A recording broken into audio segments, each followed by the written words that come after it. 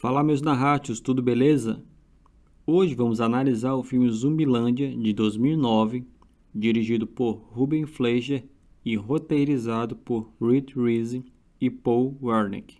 Lembrando que nossas análises aqui do canal são focadas nas técnicas narrativas utilizadas para contar uma história. E aqui vai um alerta importante. Essa análise contém spoiler, então se ainda não viu o filme, corre lá para assistir antes. Ou, se você não tem problema com spoiler, fica comigo.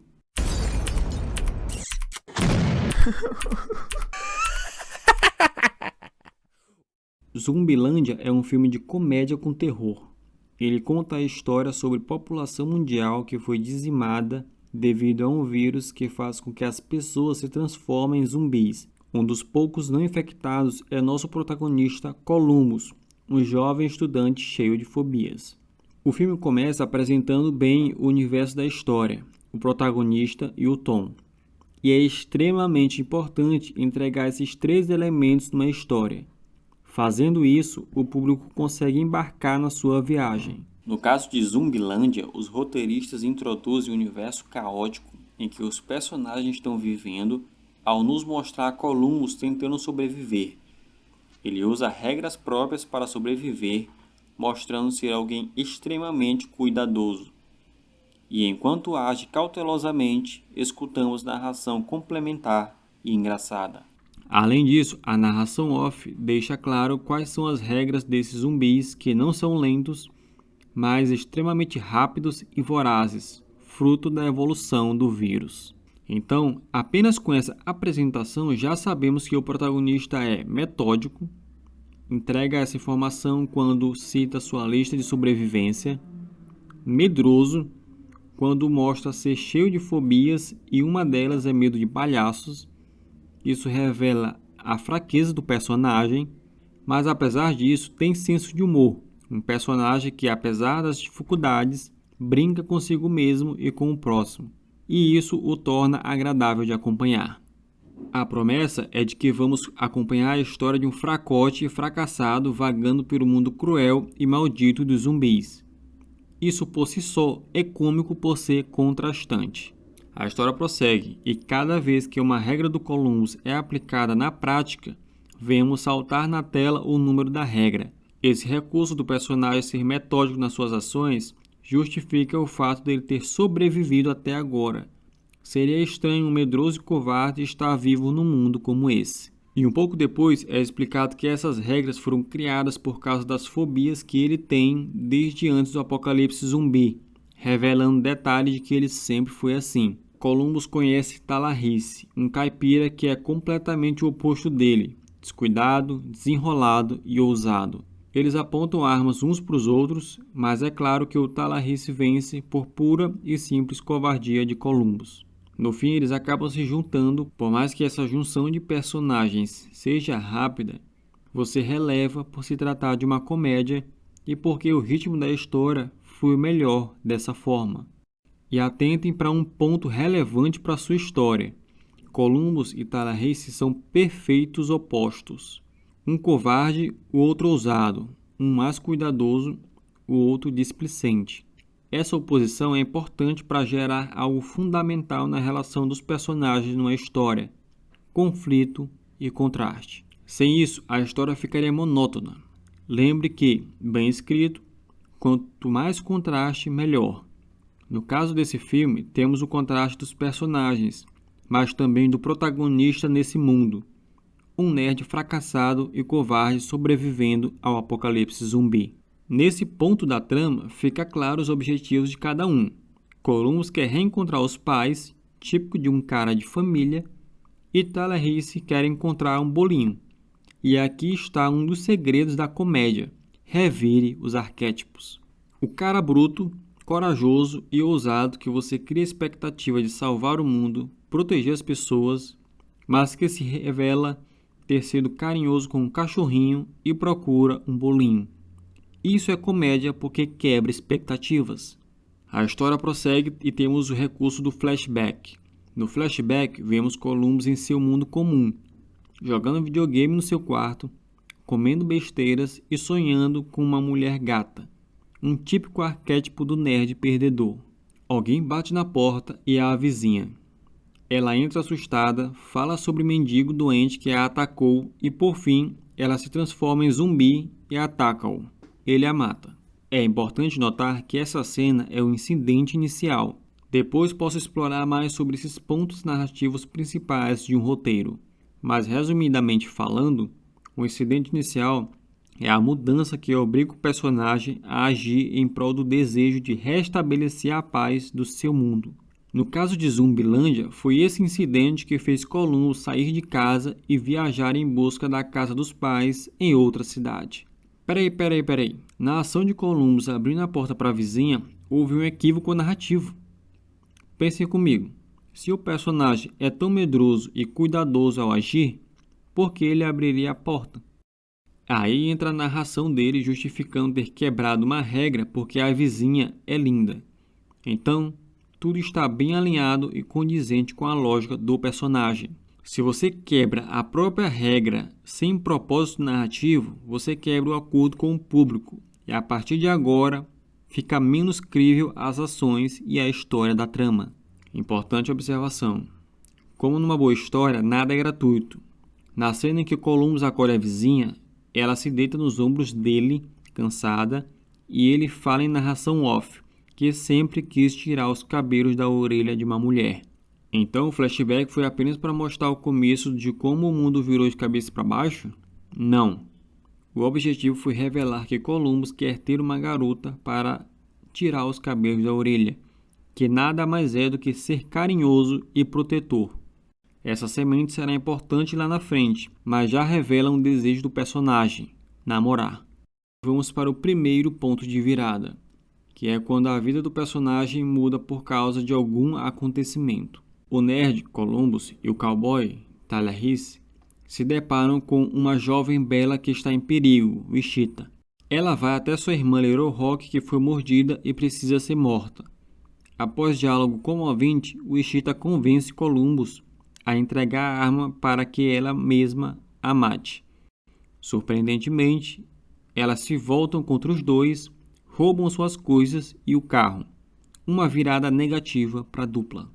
Vale notar como o personagem do Columbus tem uma fraqueza por mulheres bonitas. Na primeira vez, a mulher estava infectada. A quebra de uma regra teve consequências. Na segunda vez, ele foi traído. Mais um descuidado e a consequência. Essa fraqueza do personagem dá uma brecha do qual ele precisa preencher. Nem sempre confiar em garotas bonitas. Uma nova virada vem rapidamente quando encontra um carro com armas dentro. Situação positiva para os personagens que agora podem prosseguir. Essa rapidez na resolução de problema é em prol de duas coisas: ritmo e gênero. Ritmo porque a história deve prosseguir na batida em que está desenvolvendo. E gênero porque é comédia, logo, o público quer ver outras cenas engraçadas e não dramas longos. Tallahassee informa que para ele nada mais faz sentido porque perdeu seu cachorrinho. Continuando, na estrada veio um carro roubado deles no meio da rua e percebem que se trata de armadilha. Tallahassee sai do carro e investiga o carro parado ao longe. Ele volta e percebe que Little Rock entrou furtivamente no carro e assim caíram na armadilha delas. A construção desse momento foi excelente, porque o roteirista nos dá uma pista falsa de armadilha com o carro parado no meio da estrada. Pensamos que em algum momento Wichita e Little Rock vão saltar, e Columbus, que ficou no carro atrás, preparado, poderia resolver a situação que Tallahassee havia planejado. Você nutre uma expectativa e surpreende com quebra dessa expectativa. Pois bem, no fim, os quatro acabam caminhando juntos e Columbus descobre que a cidade onde os pais moravam foi toda devastada. Apesar dos quatro serem como porco-espinhos que sempre brigam, eles acabam tornando-se parceiros. Por se tratar de uma comédia, você suspende muito da lógica, nunca que eles estariam juntos da forma como estão, e substitui por algo que o puro quer ver, mais confusão com esses quatro improváveis. Pois bem, Wichita deixa Columbus pegar outro carro para ele ir para a cidade onde os pais moravam. Esse ponto dramático da história podemos chamar de midpoint.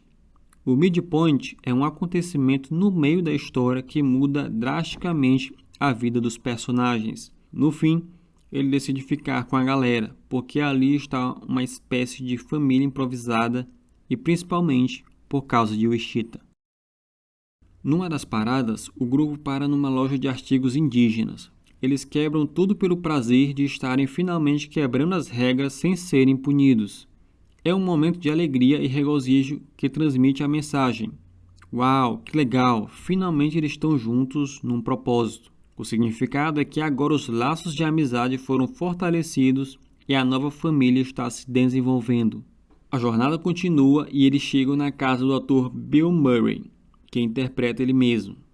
Na cena de apresentação de Bill, ele está maquiado de zumbi e assusta os presentes, dizendo que está assim porque é a única forma de conseguir sair nas ruas sem ser mordido.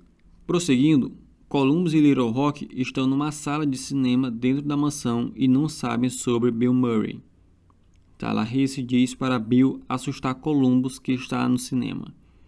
Columbus, no susto, acaba matando Bill e fazem paródia com cenas dramáticas de morte, invertendo o pesar pela comicidade. Depois disso tudo, Columbus e os outros estão em volta da lareira. Eles conversam entre si e temos a entrega de uma revelação dramática sobre Tallahassee. Ele não perdeu um cachorrinho, mas sim um filho. A revelação é chocante e você adiciona um drama de forma eficiente na história. É rápido, direto e eficiente. A relação entre os personagens continua se desenvolvendo. Tallahassee ensina Little Rock a atirar, e o fato de sabermos que ele perdeu um filho na cena anterior nos faz ter esperança de que ela seja uma filha adotiva para ele. Por outro lado, Columbus e Wichita bebem e conversam sobre assuntos de jovens. Em determinado momento do ponto alto da cena, Columbus está prestes a beijar Wichita. O objetivo do personagem de conquistar uma mulher bonita e descolada está bem próximo. Mas Tallahassee interrompe, chamando-os para uma tarefa. E aqui quero lembrar uma pista importante deixada na cena. Columbus diz que não sabe o nome dela. Wichita desconversa sobre o nome dela. Depois ela diz que gosta dele, mas que a prioridade é a irmã dela. O entendimento inicial que temos é que Wichita não se relaciona com ele porque precisa cuidar da irmã. Mas a próxima cena, que é o segundo ponto de virada, revela o real motivo. Wichita e Little Rock fogem mais uma vez, deixando Columbus e Tallahassee sozinhos na mansão. Para Tallahassee não faz diferença, mas para Columbus faz bastante. Ele gosta de Wichita e da relação do grupo em geral. Esse segundo ponto de virada tem como objetivo modificar mais uma vez o mundo do protagonista. E agora, abalado com a fuga, Columbus parte para onde Wichita está, no parque. O personagem agenda em busca do equilíbrio do seu mundo, que no caso é a relação amistosa do grupo e com Wichita. Vemos Wichita e Little Rock brincando no parque, mas logo ficam em perigo por causa da chegada massiva dos zumbis que viram as luzes e escutaram os barulhos. Aqui nós entramos no clímax do filme. O clímax do filme é onde a mensagem é entregue, a decisão última do protagonista é feita. Todo o filme é construído para esse momento. Wichita está em perigo, Tallahassee distrai a maioria dos zumbis. Columbus toma uma decisão que jamais faria em outra situação, quebrar a regra de não bancar o herói. Mas para que ele consiga salvar Wichita, precisará primeiro superar seu maior medo, o de palhaços. Motivado para salvar Wichita, Columbus supera seu maior medo ao matar zumbi palhaço, salva Wichita e finalmente consegue tê-la em seus braços. O clímax entrega um momento de decisão crucial de Columbus.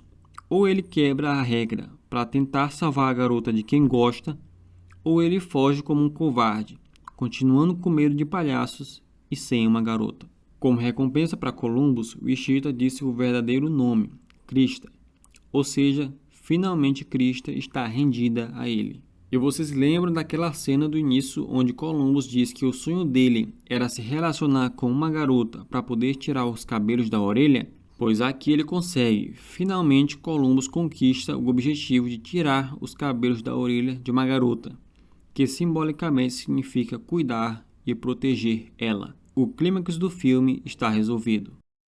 Mas espera aí, e a trama de Tallahassee, que quer encontrar o bolinho?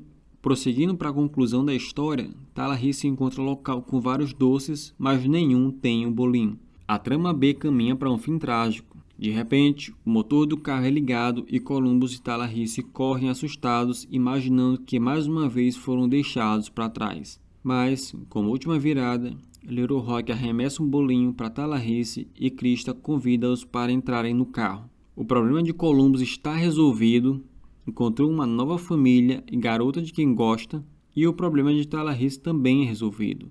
Encontrou finalmente o bolinho. Todos atingem seus objetivos e assim a história se encerra satisfatoriamente.